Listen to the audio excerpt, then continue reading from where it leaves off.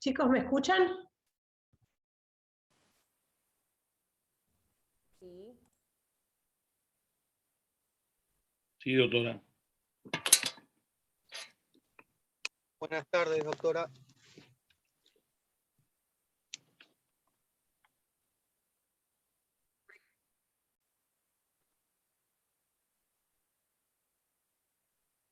Tenía dudas de que me escucharan. Sí, me escuchan, perfecto. Bueno, esperamos unos segunditos más, que entren todos como hacemos siempre, chicos. Y ya estamos.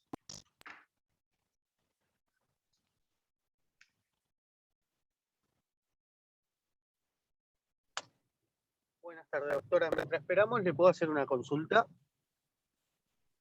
Sí.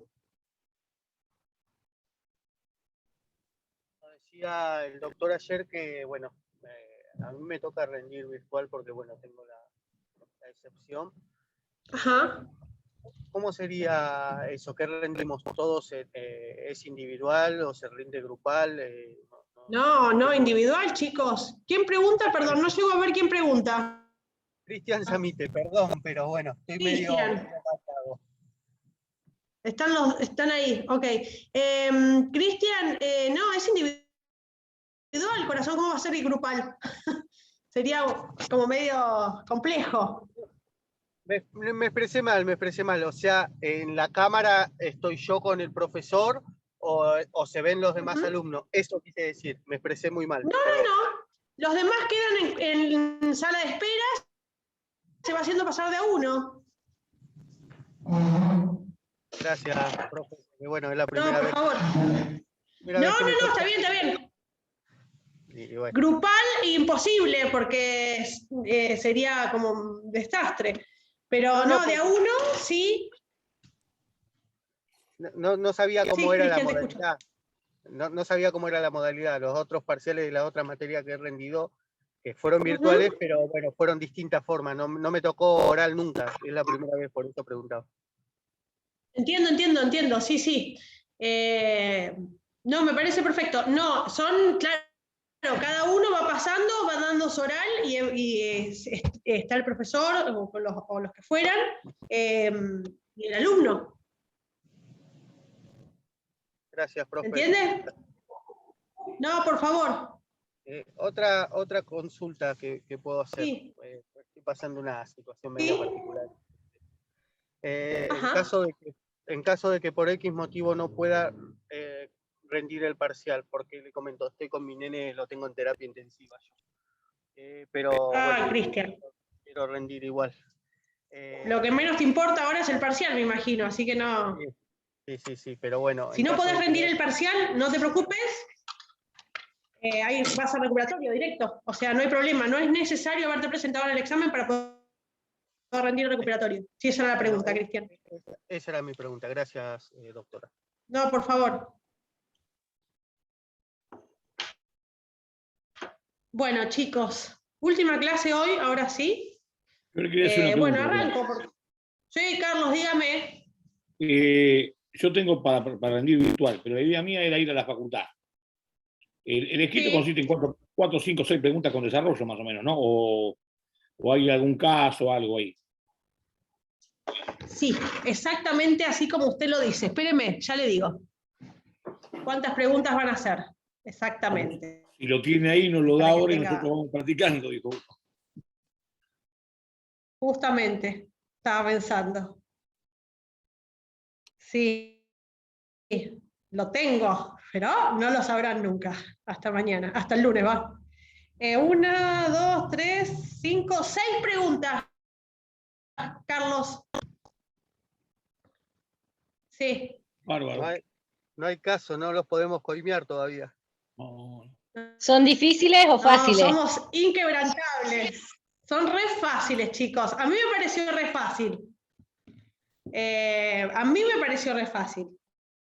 Pero, no, son temas de verdad que entiendo que son fáciles. Son temas muy generales, muy amplios. O sea, no es una cuestión así muy puntual. Van a ver que es fácil. Confíen, tengan fe. Por lo demás, les recuerdo lo que hablamos la semana pasada, chicos. mañana participen de la clase de repaso, ¿sí? Háganme caso, si no pueden participar, después le preguntan a alguien, la graban, la miran, no sé cómo funciona el tema, pero háganme caso de participar mañana en la clase de repaso, ¿sí? Va a ser importante que participen. Son 6 preguntas, son sencillas, así que nada, no van a tener mayores dificultades, espero. Yo prefiero morir ahí en vivo en la facultad y no virtual. Me pongo No, muy yo nervioso. también, Carlos, Aparte- ni hablar, esto toda la vida. Y aparte no se va a enterar el lunes la nota, así que va a tener unos días más de peor. tranquilidad, o unos días menos, no sé cómo será. No, son días de nervios. Sí, la clase va a ser en horario de cursada, no sé qué les dijeron, chicos, de la clase de mañana, si va a ser en horario de cursada, va a ser en otro horario, no tengo idea. En horario de cursada. En horario de cursada, ok. Sí. Ok.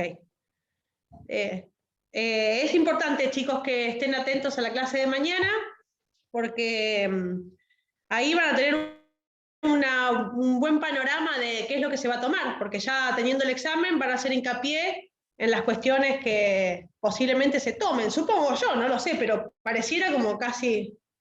las notas, no lo sé, Natalia, no lo sé porque... En teoría, en un par de... Si se toma el lunes, yo supongo que el miércoles, jueves, pero es una suposición mía, van a estar. Después lo que pasa es que el recuperatorio es una semana después de que están las notas. Tienen una semana después de que se enteran de su nota para el recuperatorio. O sea que no tiene mucha incidencia cuánto se demore en entregar las notas, porque una semana igual van a tener entre la nota, el conocimiento de la nota, digamos, y el recuperatorio. Esa normativa se cumple siempre, ¿sí? La semana... desde que uno se entera de la nota hasta el recuperatorio. Pero Esa bueno, semana no hay clase hasta después del recuperatorio, ¿no? exacto, no hay clase hasta después del recuperatorio. Sí, sí, Carlos, exactamente así. Bueno, chicos, siendo y 37, arrancamos. Hoy son poquitos, se ven que están, capaz que están estudiando y no... Bueno, y no se suman a la Había clase, no muchos importa, dando parcial en la facultad hoy. es verdad. Y Es real, sí. yo tengo a las 8 teoría constitucional, oral, ¿no? ¿El examen? Sí.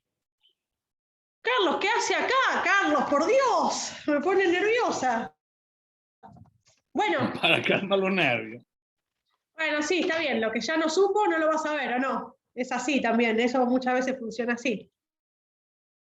Bueno, chicos, vamos a ver fundaciones hoy. Ya vienen viendo personas jurídicas, claramente, por lo que entiendo. Hoy vamos a ver la última situación, la última persona jurídica de esta parte del programa, por lo menos. En realidad de todos, porque no, lo que sigue es otra historia ya.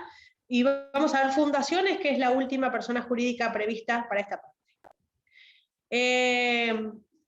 Las fundaciones son personas jurídicas que tienen requisitos y características absolutamente propias y especiales, ¿sí? Como reglas, como características generales, chicos, lo que tienen que saber es que las fundaciones tienen finalidad de interés general o de bien común, ¿sí? Esperen, les voy a dar un pantallazo antes que nada de arrancar de dónde están las fundaciones. ¿Te vas? Perdón. Las fundaciones empiezan en el artículo 193 del Código, ¿sí? Y terminan en el 224, ¿sí? Son 32 artículos la legislación de fundaciones que tenemos en nuestro Código.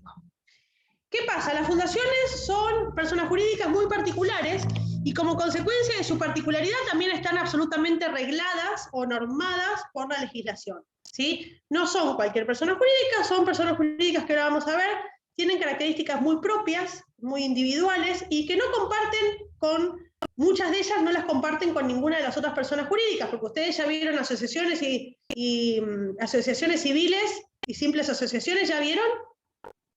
Las dos cosas. vieron que comparten algunas cuestiones, ¿sí? Las fundaciones tienen ciertas particularidades que las hacen únicas, y como consecuencia de esta característica de ser tan particulares, tienen mucha regulación por nuestra legislación. Ahora vamos a ver por qué. Como característica de las fundaciones, lo primero que tienen que saber es que tienen como finalidad, como les había dicho hace un rato, el interés general o el bien común, y como característica compartida con alguna de las personas jurídicas que ya vieron, tampoco tiene fines de lucro, ¿sí? Ni para sí, ni para la persona jurídica directamente, ni para la fundación, ni para sus administradores, ni para sus terceros, ni para sus fundadores. No tiene fines de lucro para nadie, ¿sí? Nadie puede lucrar con este tipo de personas jurídicas. Las fundaciones se constituyen específicamente por un acto, esperen que voy a recibir más gente, ahí está, se constituyen mediante un acto de disposición patrimonial, ¿sí? Que puede ser de dos tipos este acto de disposición patrimonial, de un acto entre vivos o un acto de última voluntad, ¿sí? Como ya saben, la diferencia entre estas dos situaciones, no hace falta que les explique demasiado. Este acto entre vivos o disposición de última voluntad, por supuesto que va a emanar de una persona específica que es el fundador, ¿sí? Valga la redundancia, de las fundaciones, ¿sí? El fundador de esta persona jurídica es quien va a disponer de esta entrega patrimonial, quien va a organizar esta entrega patrimonial, ya sea, insisto, por un acto entre vivos o disposición de última voluntad, en función de crear a la persona jurídica. ¿Alguno preguntó algo y no llegó a ver qué es? ¿Se me borró? ¿Se le sale la aplicación, me imagino? No sé, Jacqueline, no sé qué decirte. Mientras estés, sigo. Bueno. Como consecuencia de este acto así de disposición patrimonial, se pueden dar cuenta que va a haber, en principio, y como primera instancia, una afectación inicial de un patrimonio, ¿sí? Puede ser un patrimonio que va a ser, de carácter permanente y que va a estar destinado a lograr los fines estatutarios que se establecen en la persona jurídica esta, ¿sí? A ver, para que se entienda.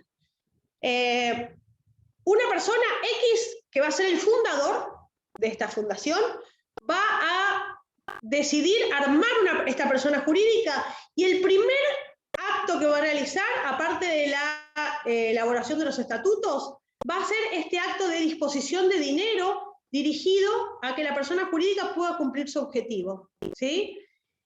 Como característica principal de todo esto es que este fundador, una vez decidido este aporte de capital y esta iniciación de la persona jurídica, se va a apartar de la fundación y habitualmente no forma parte del organismo, ¿sí? Se queda como apartado, decide la creación, lo crea, destina el capital y eventualmente se aparta de la persona jurídica, ¿sí? La persona jurídica normalmente va a estar dirigida, ¿sí? O llevada adelante por personas que no son los fundadores. Eventualmente pueden reservarse un lugar en el cuerpo de administración, ahora lo vamos a ver, pero en principio habitualmente se crea y se aparta, ¿sí? El fundador, además del aporte principal de capital, va a redactar los estatutos y va a designar sus administradores y va a preorganizar la situación interna del ente para el funcionamiento conforme a la ley, ¿sí? Va a ser entonces aporte de capital, va a organizar los estatutos y va a preorganizar el funcionamiento de la persona jurídica, el fundador. Ese va a ser en principio toda su tarea, ¿sí? Y más allá de eso, después, ahora vamos a ver que puede ser parte del órgano de administración o no, pero bueno, esto es una cuestión privativa de cada fundador. Lo que sí es cierto es que una vez creada esta persona jurídica, el fundador queda parte de la persona jurídica que crea, ¿sí? Como característica principal casi de las fundaciones funciona de esta manera, ¿sí? Incluso habilita, ahora después el ordenamiento jurídico habilita a que la persona jurídica demande a su fundador por el incumplimiento del aporte de capital eventualmente que prometa, ¿sí? Porque el capital puede ser aportado de distintas maneras, incluso puede ser una promesa de aporte de capital, el que se haga inicialmente. Si eso no se cumple, la ley habilita cómo quedará separado la figura del fundador con la fundación o con la persona jurídica que crea, que eventualmente la ley habilita a que la persona jurídica demande al fundador en función del cumplimiento de la obligación asumida. ¿Se entiende? ¿Se llega a entender esto o más o menos? Mayra me dice que sí. Los demás, que les veo las caritas como medios ahí. ¿Se entiende? ¿Se entiende? Cristian, perfecto. Cristian entiende. Bueno. ¿Cómo entonces se va a constituir esta persona jurídica? ¿Cómo se va a crear todo esto que les vengo contando? Por intermedio de un instrumento público. ¿Sí? La persona jurídica, esta persona jurídica particular, que es la fundación, se va a crear necesariamente por un instrumento público. Un instrumento público que va a ser una escritura, ¿sí? Eventualmente en cualquiera de los dos casos, sea por acto de entrevivo o disposición de última voluntad, se va a hacer un instrumento público, esta creación de la persona jurídica, ¿sí? Y además de esta característica que tiene la necesidad del instrumento público para la creación de la persona jurídica, esta persona jurídica específica va a necesitar sí o sí la habilitación del Estado para funcionar, la autorización del Estado para funcionar. ¿Sí? Es una de las personas jurídicas que requieren autorización del Estado para funcionar. Entonces, como elemento fundacional, digamos, el primer instrumento que va a tener la persona jurídica tiene que ser necesariamente un instrumento público y sí o sí va a requerir la autorización del Estado para funcionar. ¿Sí? La persona jurídica, esta persona jurídica en particular, carece de miembros y solo va a tener administradores. Y los administradores lo que van a hacer una especie de servidores de la voluntad del fundador en función del cumplimiento del fin que tiene la persona jurídica esta. ¿Sí? Se les dice servidores de la voluntad fundacional a los administradores, ¿sí? Por supuesto que va a tener estos administradores y los beneficiarios de la fundación van a estar fuera del ente, no van a participar del ente jurídico, los beneficiarios, ¿sí? Otra característica que tiene la fundación es que no se va a constituir por un tiempo específico, no dice el tiempo específico. Normalmente el tiempo de vida de la fundación es el tiempo que le lleve el cumplimiento del objetivo que se establece al origen de la creación, al origen de la persona jurídica, ¿sí? En los estatutos. A ver, estas personas jurídicas, las fundaciones, tienen un objetivo a lograr de bien común, ¿sí? Y el fin de la persona jurídica, este tipo de personas jurídicas, es el cumplimiento del objetivo. No se pone una fecha de fin de la persona jurídica, ni un tiempo determinado, y habitualmente el fin de la persona jurídica esta en particular llega con el cumplimiento del objetivo. Una vez que se logra cumplir el objetivo que se propuso el fundador, en ese caso se disuelve la persona jurídica. ¿Sí? Otra característica que tiene la fundación es que no tiene órganos de contralor internos. ¿Sí? El funcionamiento, creación y eventual de disolución de la persona jurídica va a estar sometido al control del Estado. O sea, no tiene órganos internos de fiscalización como ya deben haber visto en las otras personas jurídicas. ¿Sí? En este caso, en este tipo de persona jurídica, el contralor va a ser del Estado. El Estado es el que va a controlar, a supervisar externamente el funcionamiento de la fundación. ¿Sí? Bueno, a ver, chicos. Vamos a ir leyendo los artículos de la fundación para que todos vayamos siguiendo estos conceptos que yo ya les acabo de dar y los vayamos leyendo del código, ¿sí? Dice, las fundaciones son personas jurídicas que se constituyen con una finalidad de bien común, sin propósito de lucro, mediante el aporte patrimonial de una o más personas destinadas a hacer posibles sus fines. ¿Se dan cuenta ahí? Las características que les fui diciendo, el tema del bien común, la falta de fines de lucro y eventualmente el aporte de capital que realiza el fundador o los fundadores de la persona jurídica, ¿sí? Para existir como tales requieren necesariamente constituirse mediante instrumento público y solicitar y obtener autorización del Estado para funcionar. también esto lo estuvimos charlando recién, va a necesitar sí o sí constituirse por un instrumento público y va a necesitar sí o sí la autorización del Estado para funcionar. ¿Qué pasa? El Estado puede eventualmente, como ya lo deben haber visto en alguna situación anterior, puede denegar esta autorización para funcionar, decirle que no de entrada, o puede retirársela a una persona jurídica, una fundación que ya hubiese estado funcionando. El Estado tiene facultad para hacer esto, puede o decirle que no a la autorización inicial, o puede retirar una autorización que ya hubiese sido otorgada de una fundación que ya venía en funcionamiento. ¿Sí? ¿Qué dice el artículo 224, chicos? El último de los artículos de fundaciones. Dice, las decisiones administrativas que denieguen la autorización para la constitución de la fundación o retiren la personería jurídica acordada pueden recurrirse judicialmente en los casos de ilegitimidad y arbitrariedad. Esos son los dos únicos casos en los cuales la denegatoria del funcionamiento de la fundación puede ser recurrido, ¿sí? Y se recurre por vía judicial, no es una cuestión administrativa el recurso. ¿Sí? ¿Voy bien hasta acá? ¿Se llega a entender? ¿Sí? Entonces. No la seguí con los instrumento artículos, público, porque estaba leyendo y de repente pasó al 224. Sí, Adriana, ¿por qué? Porque estábamos leyendo que necesitan autorización del Estado para funcionar, ¿sí? Y eventualmente el Estado puede decir que sí, en algunos casos, o en la mayoría de los casos, pero eventualmente también puede denegar esta autorización para funcionar, ¿sí? Por eso me salté todo lo otro y fui al último de los artículos, es qué pasa si el Estado, cuando yo le pido la autorización para funcionar, me deniega esta autorización, o en el caso de una fundación que ya esté activa, le retira la autorización para funcionar. Entonces, por eso fui al 224, que es el que me explica qué pasa eventualmente si el Estado no me autoriza el funcionamiento de la fundación o me retira la autorización para funcionar. ¿Se entiende, Adriana? Por eso me salté tantos artículos, ahora los vamos a ver. ¿Sí? Pero fui hasta ahí porque vamos así, para que se entienda mejor. ¿Sí? ¿Queda claro entonces? Instrumento público, autorización del Estado para funcionar, y si el Estado no me autoriza, voy con un recurso por vía judicial. ¿Estamos bien? ¿Sí? Perfecto, maravilloso. Sigo entonces, Adriana, para usted. Seguimos. Si el fundador es una persona humana, puede exponer su constitución por acto de última voluntad. Habíamos visto hace un rato que la constitución de esta fundación puede estar hecha por actos entre vivos o disposición de última voluntad. ¿Recuerdan todo lo que es disposición de última voluntad, chicos?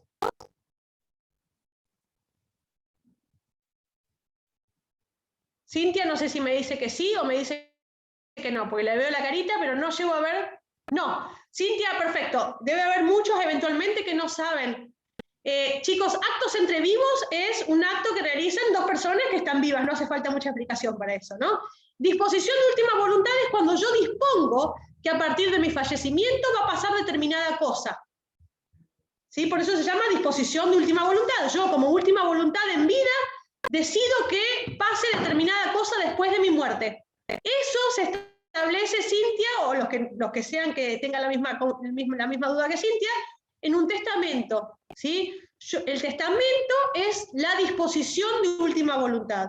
Yo voy a escribir en un testamento qué es lo que yo decido pase con mis bienes una vez que yo muera. ¿Sí? Por eso se llama disposición de última voluntad. Es lo último que yo decido en vida. Lo decido en vida para que tenga ejecutabilidad después de mi muerte, ¿sí? No antes. ¿Está? No quiere decir que sea lo último que yo haga, ¿sí? Pero eventualmente va a tener virtualidad, eso va a ser útil, digamos, esa decisión que yo tomo en vida cuando yo muera. ¿Lo puedo hacer ahora? Sí, por supuesto, el testamento lo puedo hacer ya. Y eventualmente tendrá efecto de acá a 60 años cuando yo muera. Pobres mis hijos, ¿no? Llevo 60 años aguantándome. Pero bueno, cuando yo muera va a ser útil. Pero eso se llama disposición de última voluntad. No quiere decir que lo estoy haciendo en mi lecho de muerte, sino que estoy disponiendo mi última voluntad para cuando ya no esté. ¿Sí? ¿Ahí estamos bien?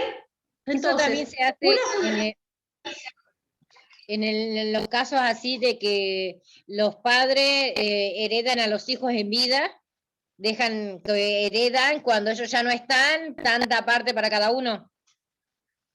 Adriana, No se puede heredar en vida, eso vale la pena aclararlo. ¿Sí? Yo entiendo que es una forma de decir que habitualmente se dice, pero no se puede heredar en vida. ¿Sí? Se puede donar en vida, porque la donación es un acto entre vivos. Yo puedo donar a mis hijos, adelantar la herencia eventualmente, y eso sí funciona, adelantar la herencia de mis hijos y decir, bueno, yo tengo 2 casas, le dejo uno a cada uno, soluciono el problema para cuando me muera. ¿Sí? Pero no es que se está heredando en vida, sino que a lo mejor yo puedo estar adelantando la herencia. Eso se puede hacer, Adriana, pero no es una disposición de última voluntad. ¿Sí? Si yo se los voy a dar ahora a mis hijos, las 2 propiedades, es una disposición entre vivos, es un acto entre vivos. Yo le dono a uno de mis hijos una casa y al otro le dono otra cosa. ¿Sí? No, yo me refería, por ejemplo, que la gente, para que los hijos no hagan sucesiones cuando ya no están, dejan asentado en un testamento o en lo que fuese, que tal parte queda para cada hijo, así no hacen sucesiones. Sí, perfecto.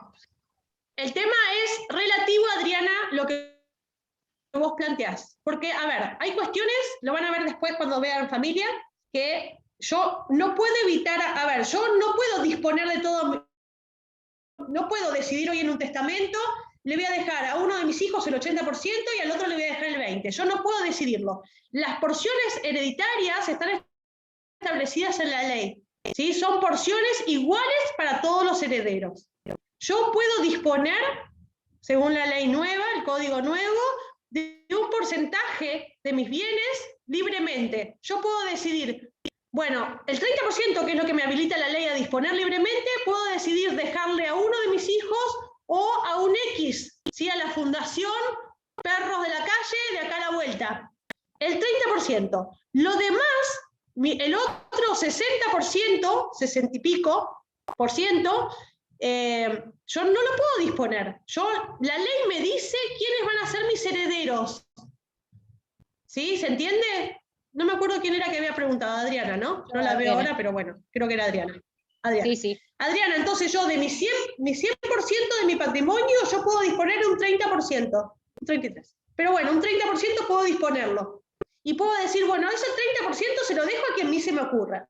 ¿Sí? Se lo dejo a Carlos, que lo veo siempre en las clases y me cae simpático. ¿Sí? El otro porcentaje yo no lo puedo disponer. No puedo decidir anticipadamente a quién voy a beneficiar y a quién no con mi patrimonio, porque la ley me establece un monto fijo, un porcentaje fijo, que va a ser repartido entre todos mis herederos en forma equitativa. ¿Sí? Entonces, si yo escribo en un testamento que yo tengo 2 casas y las 2 se los voy a dejar a uno de mis hijos y al otro no le voy a dejar nada, ese testamento no va a servir de nada, es inválido, porque estoy violando lo que se llama la legítima. ¿Sí? Entonces, mis 2 hijos tienen que recibir a mi muerte la misma proporción. Un porcentaje de eso, que es el 30%, yo lo puedo disponer y a lo mejor mejorar la posición de uno de los 2. ¿Sí? Pero igual, Adriana, y a esto iba con todo el relato, yo no voy a evitar que mis hijos hagan sucesión si yo dejo un testamento. Igual la sucesión hay que iniciarla y hay que presentar ese testamento como disposición de última voluntad. Entonces el juez va a leer el testamento y va a decir, bueno, decidió dejarle el 60% a un hijo y el 40% a otro. Eso me lo habilita a hacer porque tengo esta porción del 30% que puedo disponer como quiera. ¿Sí? Entonces yo puedo mejorar la posición de uno de los 2 y al otro no perjudicarlo porque no me deja, pero sí me deja mejorar a uno, disponiendo de este porcentaje que puedo decidir qué hacer. Pero igual la sucesión hay que abrirla, Adriana. Por eso digo que no existe esto de adelantar la herencia. ¿Sí? Yo puedo organizar mi herencia, ¿sí? Organizarla, sí, sin ninguna duda. Tengo esta posibilidad, además de que la ley me obliga a que los 2 estén en igualdad de condiciones, si tuviese 2 o 3 o 4 o 10, ¿sí? También entra a jugar el cónyuge si eventualmente lo tuviera como un hijo más, bueno, pero es más complejo. Pero suponiendo que yo soy madre sola con 2 niños, yo no puedo mejorar a uno por sobre el otro más del 30%, que es la porción disponible de mi herencia. De todas maneras, si yo decido mejorar a uno y no a otro y dejar un testamento para hacer esto, igual los chicos van a tener que abrir la sucesión para que el juez los declare herederos y distribuya mis bienes en la proporción o en el porcentaje que yo decidí hacerlo. ¿Se entiende, Adriana? Sí, sí, ahora me quedó claro. Supongamos la situación esta que estamos estableciendo ahora.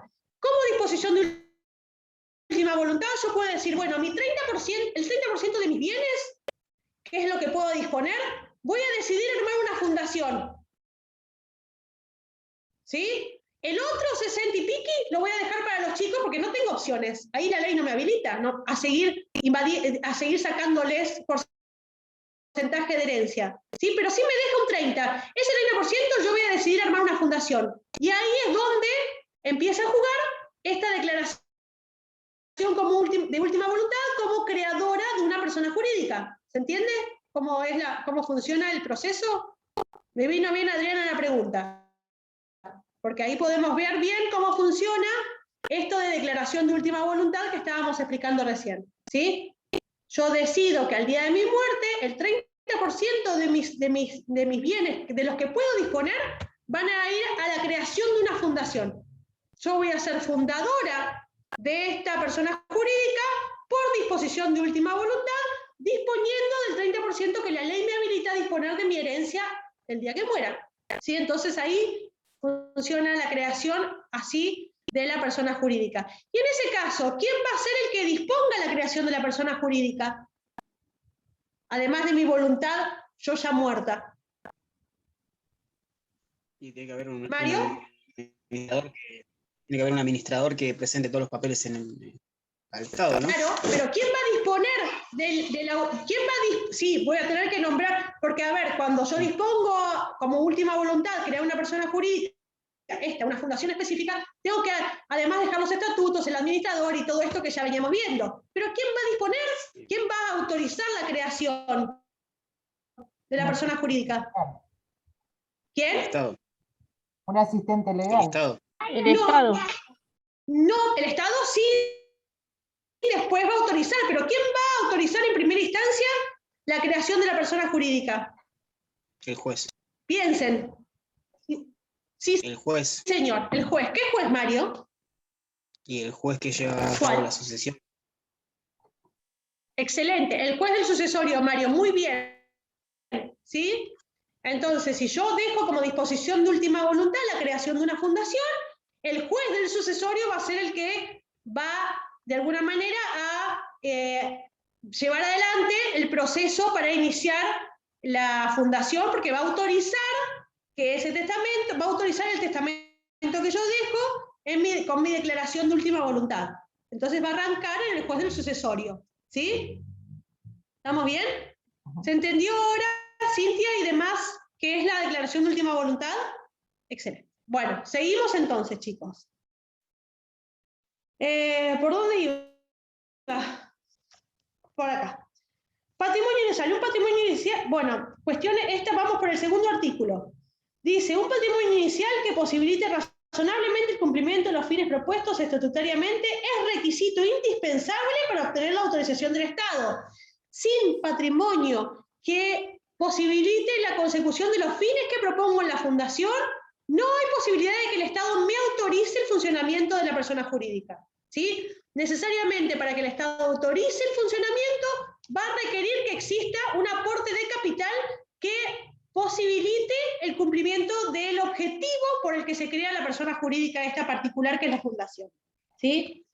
A estos efectos, además de los bienes donados efectivamente en el acto constitutivo, se tienen en cuenta los que provengan de compromisos de aporte de integración futura contraídos por los fundadores o terceros. ¿Se acuerdan que habíamos dicho que al principio que la persona jurídica quedaba tan apartada de su fundador que incluso estaba habilitada por la ley la fundación a reclamar judicialmente al fundador el aporte de capital incumplido? Ahí está el aporte de capital, ¿sí? Porque no solamente se aporta por una donación específica de un bien, sino que la ley habilita a que, además de bienes donados efectivamente en el acto constitutivo, se tienen en cuenta los que provengan de compromisos de aportes de integración futura. Si yo incumplo los compromisos de aporte de integración futura, la fundación puede reclamar judicialmente ese aporte asumido o comprometido. ¿Sí? Entonces, Esto para que tengan en cuenta que el fundador y la fundación son dos personas que quedan absolutamente distanciadas, apartadas, no tienen nada que ver la una con la otra. Al punto que la ley te autoriza que la persona jurídica demande al fundador por el aporte de capital incumplido. ¿Se entiende? Y en el caso de que el fundador Maravilloso. muera, ¿quién sigue? ¿Los herederos? No, es que el fundador hace esto, Adriana. El fundador decide crear la fundación, arma los estatutos, arma el funcionamiento y se aparta. Después, no importa si muere o vive, porque la fundación sigue funcionando sola, porque ya tiene el capital que va a ser necesario para el cumplimiento del objetivo. Después, si el fundador fallece, nada, es otra persona que no tiene nada que ver con la persona jurídica ya a esta altura. Pero cuando dice que la ¿Entienden? persona Una vez jurídica creada- puede demandar al fundador. Ah, bueno, no, a los herederos, por supuesto. Sí, por supuesto. No entendí, Adriana, perdón.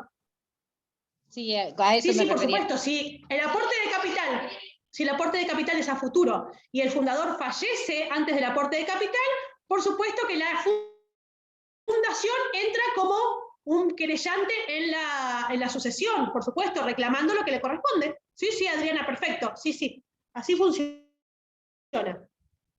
Esta parte, este inciso, este párrafo del 194 es interesante porque demuestra cómo, eventualmente, teniendo en cuenta las características del fundador, el Estado puede autorizar el funcionamiento de la persona jurídica aún sin el aporte de capital necesario. Dice, sin perjuicio de ello, la autoridad de Contralor puede resolver favorablemente los pedidos de autorización si los antecedentes de los fundadores o los servidores de la voluntad fundacional comprometidos para la entidad a crearse y además de las características del programa a desarrollar, resulta la aptitud potencial para el cumplimiento de los objetivos previstos en los estatutos.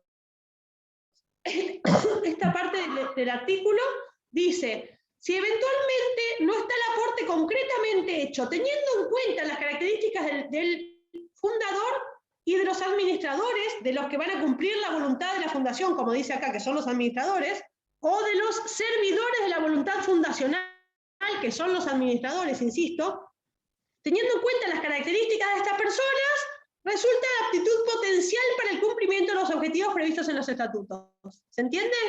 Entonces, esta parte del artículo dice, si no se aporta concretamente el capital, eventualmente en algunas circunstancias el Estado igual puede autorizar el funcionamiento de la fundación, teniendo en cuenta las características del fundador y de los servidores de la voluntad de la fundación, que son los administradores, ¿sí? Porque considera que esta gente tiene las aptitudes necesarias como para llevar adelante el objetivo de la fundación. ¿Estamos? Es como una excepción a esta situación concreta de la necesidad de que el patrimonio sea aportado concretamente. Chicos, se largó a llover fuerte ahora. Bueno, ¿qué pasa con el acto constitutivo, los estatutos? Ya estuvieron viendo, me imagino en las otras clases, con las otras personas jurídicas, que el estatuto es la ley que va a regir la vida de la persona jurídica desde su entrada en funcionamiento. ¿Sí? El estatuto es el que va a tener todos los datos que se refieren a la persona jurídica, cómo va a funcionar, para qué, con qué capital, quiénes van a ser sus administradores, quiénes van a ser sus demás órganos de organización si es que tuviera. Entonces, la fundación no dista de esto y también tiene sus estatutos, ¿sí?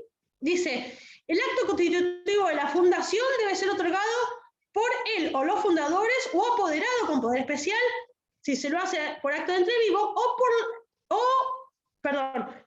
por el autorizado por el juez del sucesorio, si es una disposición de última voluntad, como había dicho Mario muy bien hoy. El instrumento, y acá en el 195 ustedes van a tener qué es lo que va a tener, necesariamente tener que tener el estatuto de la fundación. Tiene una cantidad de incisos que van a decir específicamente qué cosas va a tener que tener establecido el estatuto para la fundación, para que sea un estatuto viable para el funcionamiento de una fundación. Bueno, no los vamos a leer porque son un montón, pero básicamente ustedes lo que tienen que saber, en el 195 están las reglas que establece la ley para los estatutos de la fundación. ¿Qué es lo que va a tener que contener el estatuto de la fundación para que luego pueda ser autorizada por el Estado? Al final, después del CAP, dice al final de todo, no es un inciso, es directamente un párrafo, dice: en el mismo instrumento se deben designar los integrantes del primer consejo de administración y las personas facultadas para gestionar la autorización para funcionar. O sea, el estatuto va a tener que tener además los integrantes del primer consejo de administración, que es el único órgano que va a tener la persona jurídica, la fundación. Después vamos a ver que puede tener otro más, pero eventualmente el único órgano necesario que tiene una fundación es el consejo de administración. Y ese consejo de administración va a tener que estar establecido, el primer consejo de administración, en el estatuto, ¿sí? Y además también va a tener que establecer el estatuto quién va a ser la persona encargada de gestionar la autorización para funcionar ante el Estado. ¿Sí? Todo eso, aparte del nombre, designación del objeto, el domicilio y todo esto que ustedes ya saben de las personas jurídicas que establecen los estatutos, además de eso, tiene esta característica particular que va a establecer el primer consejo de administración y quién va a ser el autorizado o el encargado de gestionar la autorización ante el Estado. ¿Sí? Bueno, después viene la parte de los aportes, que ya lo estuvimos charlando bastante, las promesas de donación, cumplimiento de las promesas, ¿sí? Todo esto que ya veníamos charlando, y me interesa que tengan presente el artículo 200 que habla de responsabilidad de los fundadores y administradores durante la etapa de gestación. Dice, gestación estamos hablando del principio, ¿sí? Todavía no se arrancó, entonces se está gestando la persona jurídica. ¿Qué responsabilidad van a tener los fundadores y los administradores durante esta etapa? Dice, los fundadores y administradores de la fundación son solidariamente responsables frente a terceros por las obligaciones contraídas hasta el momento en que se obtiene la autorización para funcionar, ¿sí? Incluso, dice más, los bienes personales de cada uno de ellos pueden ser afectados al pago de estas deudas solo después de haber sido satisfechos los acreedores individuales. Ojo con esto, porque en la fundación, particularmente durante el periodo de gestación, los administradores, ¿sí? Y los fundadores van a ser solidariamente responsables frente a terceros por las obligaciones contraídas hasta el momento que se obtiene la autorización del Estado para funcionar. ¿Sí? Y acá hay otra diferencia con el resto de las personas jurídicas. Así que en la etapa de organización eventualmente tenía cierta responsabilidad, pero no, bueno, acá dice claramente el artículo 200 es: los fundadores y los administradores van a ser solidariamente responsables por las obligaciones contraídas durante la etapa de gestación de la persona jurídica, ¿sí? Y van a responder con su patrimonio, por supuesto, una vez satisfechos los acreedores personales, ¿no? Primero los personales, después los de la fundación. Los personales del fundador o de los administradores, estamos hablando de eso, ¿se entiende? Andrea, decime. No, yo no hablé. Como tenías el micrófono abierto, pensé que lo habías desactivado recién. No. Yo, profe, Cintia, hola. Sí, Cintia, decime. ¿Cómo Sí, es? hola. Hola. ¿Cómo es que dice, a ver, esto, después de haber sido satisfechos sus acreedores individuales? Claro. ¿Cómo, o sea, cómo, Esto es así, no? Cintia, sí, entiendo la pregunta. Sí. Funciona así.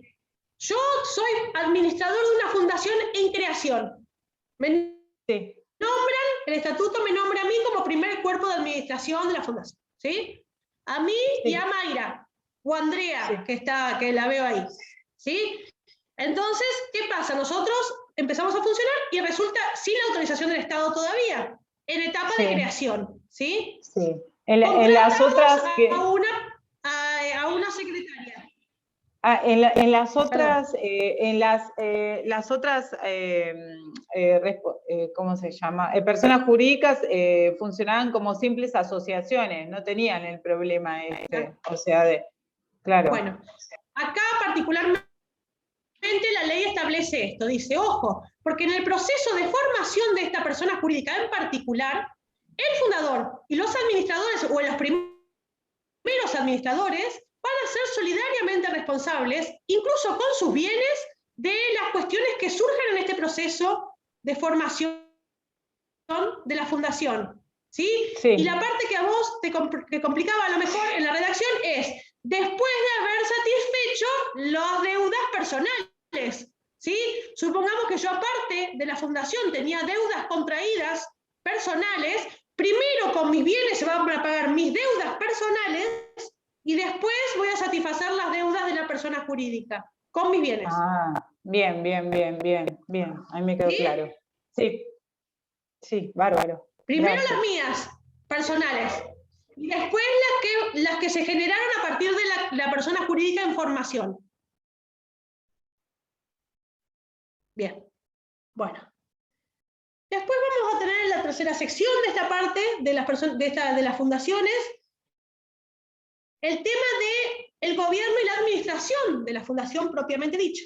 Y como habíamos hablado hace un rato, el único órgano obligatorio de la fundación es el Consejo de Administración. El Consejo de Administración sí o sí tiene que estar presente en todas las fundaciones que el Estado autoriza para funcionar. Hay otro órgano que puede estar o no, eventualmente, va mucho de la mano de la complejidad de la fundación o de la persona jurídica que se está estableciendo, que es el comité ejecutivo, ¿sí? Pero el único órgano obligatorio de la fundación es el Consejo de Administración.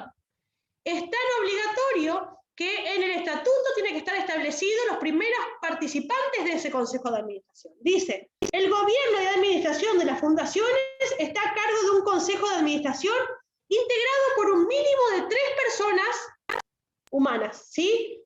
Tienen todas las facultades necesarias para el cumplimiento del objeto de la fundación dentro de las condiciones que establezca el estatuto, ¿sí? Y recuerdan que acá en el artículo 195 habíamos dicho que el mismo estatuto es el que va a establecer o va a designar quiénes son los integrantes de ese primer consejo de administración que es necesario y obligatorio para que una fundación se configure como una persona jurídica, ¿sí? Entonces, el único órgano obligatorio de la fundación es el Consejo de Administración.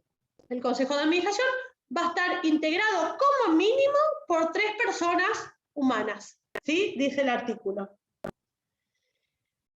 Los fundadores pueden reservarse por disposición expresa del estatuto la facultad de ocupar cargos en el Consejo de Administración. ¿Se acuerdan que yo hace un rato cuando arrancamos la clase les había dicho que el fundador habitualmente tiene esta posibilidad de apartarse de la persona jurídica y no formar parte ni siquiera de nada con relación a la vida de la persona jurídica? Sin embargo, les había dicho que podían reservarse esta facultad de participar en el Consejo de Administración. Y esto es lo que establece el artículo 202.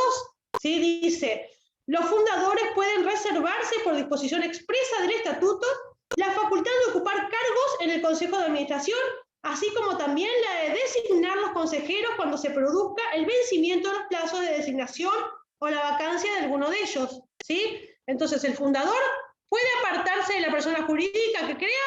Sí, por supuesto. Pero también tiene esta facultad de reservarse un espacio dentro del Consejo de Administración, ¿sí? Entonces el fundador, además de ser fundador, socio fundador, va a ser parte del cuerpo administrativo, del cuerpo de gobierno que tiene la persona jurídica, que es el Consejo de Administración.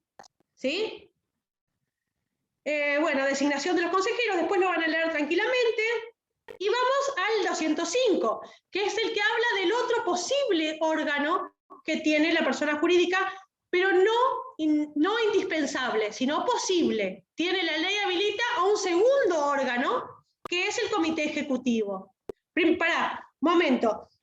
Lo que sí vale la pena aclarar es que los miembros del Consejo de Administración son cargos ad honorem, no cobran salario, ¿sí?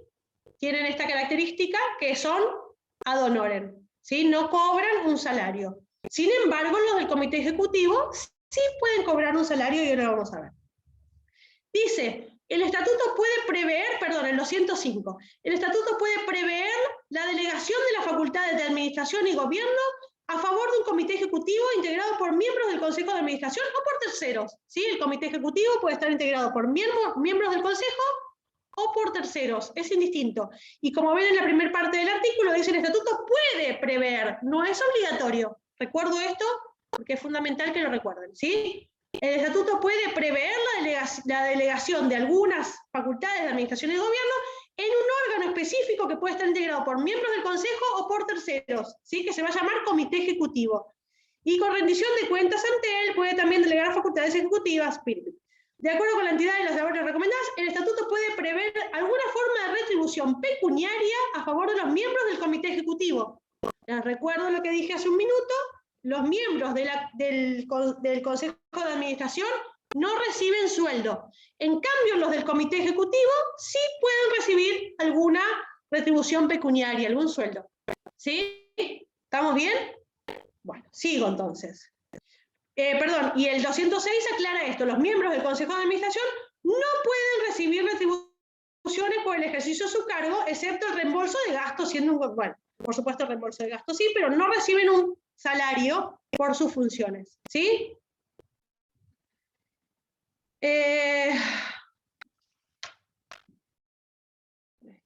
Bueno, lo demás son cuestiones que ustedes van a tener que leer tranquilamente, porque es el tema de los quórum necesarios para distintas circunstancias. Digo, el quórum que se necesita para arrancar una asamblea, para iniciarla, y las mayorías que se van a requerir en cada caso para las distintas situaciones posibles.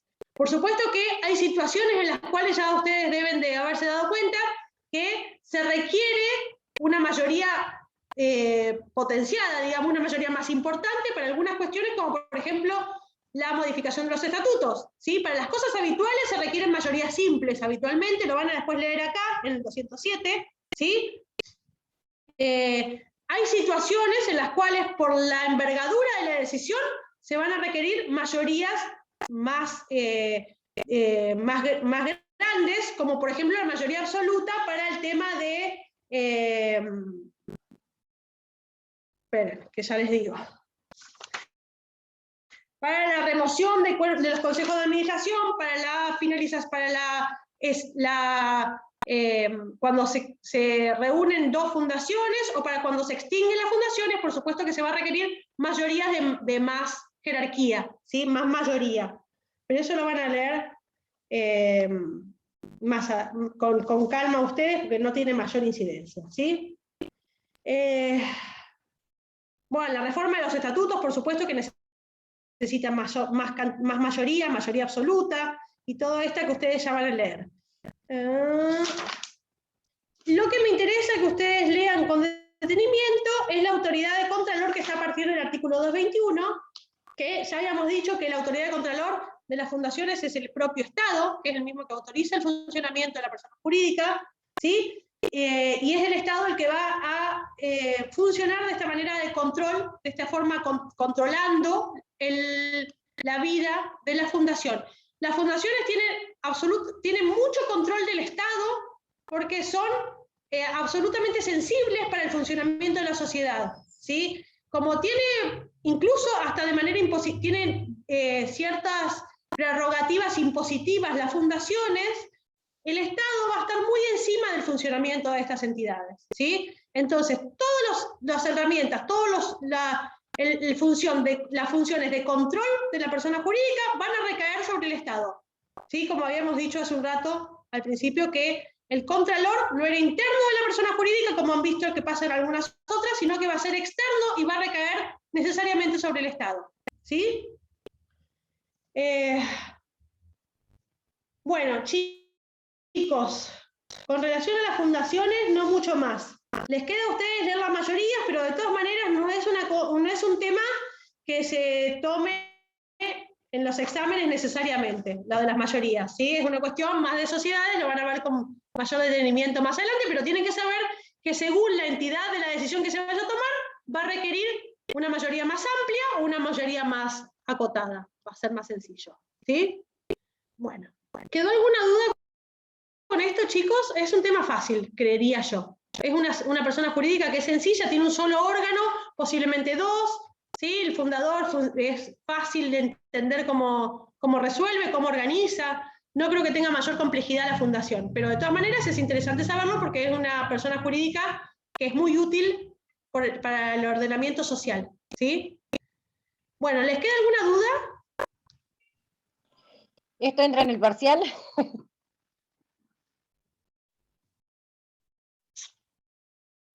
No sé qué decirles. De todas maneras, si no entran en el parcial, quizá en el recuperatorio. Entonces tienen que saberlo eventualmente. Pero no les voy a decir nada porque no me autorizan a hablar de este tema. No estoy Hay autorizada. poco tiempo. Sí, bueno. Hay poco tiempo, sí señora. Espero aprobarla el lunes y no pasar al recuperatorio. Yo también espero que apruebe el lunes y no pase el recuperatorio. Sí. Hoy rendí Bueno. penal, así que estoy fusilada. Y sí, es cansador. En la época de los parciales es cansador. Pero bueno, esto es, más allá de las fundaciones, que es fácil, el parcial está muy fácil organizado, así que no se enrosquen demasiado. Está fácil de entender todo, así que no pasa nada. Ya lo estuvimos leyendo hoy y está muy bien. Y son temas que han visto, chicos, así que no se preocupen demasiado. Si tomaron nota de las clases, fueron a las clases y escucharon, estuvieron atentos, y no como el otro día, ¿quién era que había dejado la foto sola y cuando los despedíamos no figuraba más, no hablaba, no me acuerdo quién era? Van a aprobar, van a andar muy bien, ¿sí? Quedaron 24 nada más, son re poquitos. Bueno, chicos, entonces nos veremos, si Dios quiere, el lunes, 6:30, nos encontraremos finalmente, ¿sí? Es como un noviazgo a distancia esto, los he visto, les conozco las caritas a muchos, pero las sorpresas nos las vamos a llevar el lunes, chicos, con todos. Así que bueno, nada, el lunes nos veremos, si Dios quiere. Estudien el fin de semana, chicos, no se distraigan, ¿sí? Que es el último fin de semana que tienen que estudiar. Bueno, gracias. ¿Sí? Gracias, Gracias. doctora. Anden bien, Chao. que anden Chao, bien, profe, gracias por la descansen, clase. descansen y Gracias. estudien. Suerte, Carlos, hoy a la noche. Suerte, Carlos. Se me fue, Carlos. Está Se fue. preocupado. Bueno, Pobre. suerte a Carlos. Sí, claro. Bueno, suerte a Carlos hoy a la noche y ¿quién era ¿Y el lunes? Cristian? Que ande bien el niño, que se recupere la criatura, Claro que sí. que eso es más preocupante que todos los parciales. Bueno, chicos, nada, buen fin de semana para todos. Gracias igualmente. Gracias, profe, igualmente. No se agobien estudiando hasta último momento, no dejen de dormir la noche antes del parcial, como hacen muchos. Es un error grande, no lo hagan. Descansen. No. Rinde más un buen descanso que una lectura apurada a último momento. Bien. Gracias. Bueno, suerte, chicos.